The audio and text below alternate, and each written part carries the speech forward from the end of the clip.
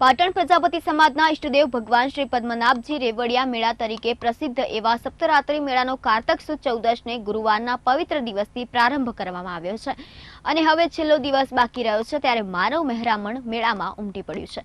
શ્રી પદ્મનાભ ભગવાન સહિત શ્રી ગણપતિ મહારાજ, શ્રી હરદેવજી ભગવાન અને શ્રી નકળંગજી ભગવાનની જ્યોત સ્વરૂપે નીકળતી રવાડી જ્યોતના દર્શન કરી ભક્તો રવાડીના દર્શન કરી ધન્યતા અનુભવી હતી।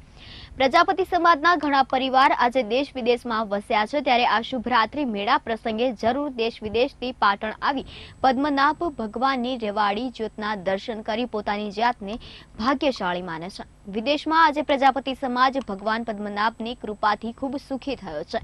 શ્રી પદ્મનાભ ભગવાનના સપ્તરાત્રિ મેળાને મહાલવા આવેલા પરિવારજનોએ પણ ખાણીપીણીના સ્ટોલ પર વિવિધ પ્રકારના નાસ્તાઓની મિજબાની માણી આનંદ વ્યક્ત કર્યો હતો અને બાળકોએ વિવિધ પ્રકારની ચકડોળોનો પણ આનંદ માણ્યો હતો। આ પ્રસંગે પદ્મનાભ ભગવાન મંદિર ટ્રસ્ટના પૂર્વ પ્રમુખ દશરથભાઈ પ્રજાપતિએ રેવડિયા મેળાના અંતિમ દિવસે 18 વર્ણના લોકો માટે મોટી સંખ્યામાં ઉમટી પડ્યા હોવાનું જણાવી અંતિમ દિવસે 50,000થી વધુ દર્શનાર્થીઓ પદ્મનાભ ભગવાનના દર્શને આવ્યા હોવાનું જણાવી આ મેળામાં ખાણીપીણીના સ્ટોર સહિત મનોરંજનના સાધનોની મજા માણી હોવાનું જણાવ્યું હતું।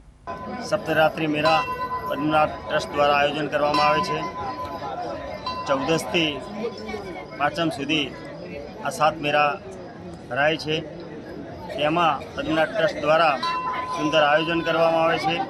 અહીંયા આગળ પદ્મનાભ વાડીની અંદર 4 જ્યોતનો મહિમા છે।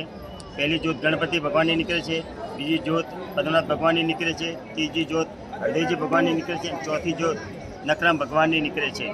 આમ 18 વર્ણના લોકો પદ્મનાભ ભગવાનના સપ્તરાત્રિ મેળામાં દર્શનાર્થે પધારીને પોતાની જાતને ધન્ય અનુભવે છે અને ઉદા પટેલ અને બીજા પણ સમાજના લોકો પોતાની આસ્થા પ્રમાણે બાળકને ગોળથી જોખી અને પોતાની આસ્થા પૂરી કરતા હોય છે। અને આજે સપ્તરાત્રિ મેળાનો પૂર્ણાયુક્ત પાંચમના દિવસે છેલ્લો મેળો છે અને આજે મોટી સંખ્યામાં પણ અહીં દર્શનાર્થી ભક્તો પધાર્યા છે અને દર્શનનો લાભ લઈ પોતાનું જીવન ધન્ય અનુભવે છે। આમ પદ્મનાભ ભગવાનના સપ્તરાત્રિ મેળા શાંતિથી સંપૂર્ણ થઈ રહ્યા છે અને પૂર્ણ થઈ રહ્યા છે અને 600 વર્ષથી આ પરંપરા અમારી ચાલી આવતી રહી છે।